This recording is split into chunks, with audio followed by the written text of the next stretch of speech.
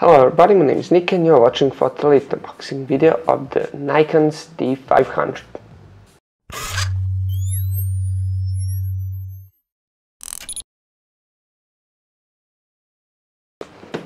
Now with this camera you get the warranty card and the instruction manual.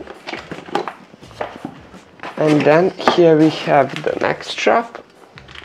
It's the one with the Nikon D500 written on it.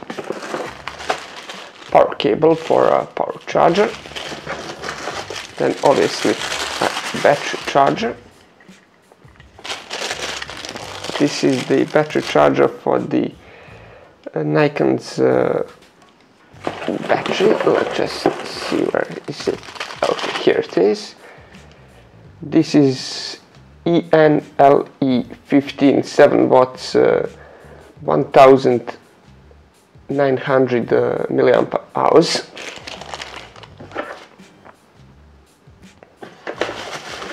Then here we have the USB cable. This is the USB 3.0.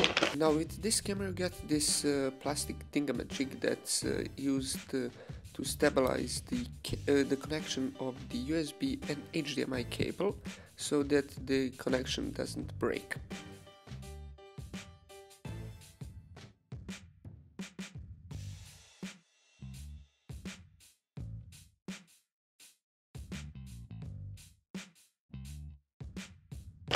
And then finally the camera itself.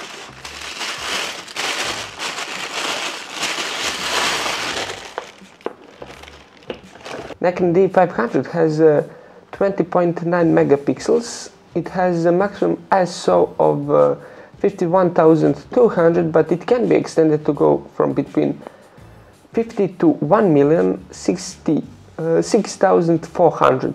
It has 153 AF points, of which 99 across type. It has a bit more spreaded AF points, so they go from one side to the other, and then there is just a little gap on the top and the bottom. Now this camera uses SD and XQD cards. This camera can do 70 RAW in one burst, but it can do 200. It's the buffer is the 70 RAW files, but it can do 200 lossless compressed 14-bit RAW. Now this camera can do 4K video at 30 frames per second and Full HD at 60 frames per second. And you should keep in mind that this is cropped RAW, so it's not even 1.5 crop factor, it's even more. And although up to this point there was not really any other choice for the Nikon users in terms of the really professional cameras, there was 5D, there was other full frame Nikons, and there was 7200. Now at this point you actually have a real choice. This is one of the real cameras that you can choose, and that's really capable to be a workhorse camera. That's not 7200 or any of the full frames. Now this camera has Wi-Fi, NFC, and it has Bluetooth. This is a snap bridge, which Nikon is very proud of. This is a type of Bluetooth connection that doesn't really use that much power. Currently it's for Android users only. This camera also has a touchscreen. It's a flip touchscreen. It's actually a tilt touchscreen, as you can see, so you can shoot at awkward angles. Now this is a really useful feature, as well as it being a touchscreen, which is really important, at least to me, and for the other shooters who actually had a touchscreen at one point. Then you just really get used to it really quickly. Now in terms of the mode dial, this is a bit different than with the others. For instance, like something like D7200. This dial is just a bit better, and then you got mode dial, quality, white balance, and other controls, as well as here you have the ISO button, which is just where it should be. On loads of Nikon's camera, you don't actually have either a separate dial, or it's just not really that, it's not placed in the right way and the right place. But this is just so much easier, and it's just really good. Now let me go through the menu.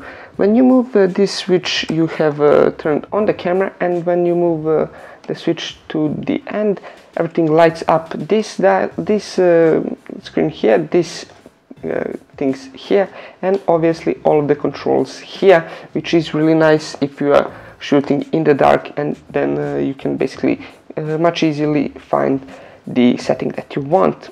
Now, while you're in the menu, you cannot use touchscreen, or basically I couldn't figure out how to use the touchscreen in the menu. I'm pretty sure it's impossible as with this firmware. Basically, you can use touchscreen for a few different settings. In the stills mode, you can use it as a shutter release button, and then or as AF setting, and then you can use it to change the AF point, as you can see here. Now, while you're in the stills settings, it's quite nice, because then you don't need to press the shutter release button, and then if you're taking something like a long exposure, there's a lot more there's a lot less of the movement of the camera, so the camera will be much more still, and it means that you don't actually need a shutter release. Now I will go through the menu. Here we have the photo shooting menu, and here you can set your primary slot, XQD or SD card. This means that it will primarily record to one card or the other. Here you can set the secondary card slot to be overflow, or to be a backup, or to be RAW plus JPEG. On primary you would record RAW, and on the secondary JPEGs. Now I urge you to either use one or the other, and not the overflow setting, because this way if one card breaks, you do have a backup.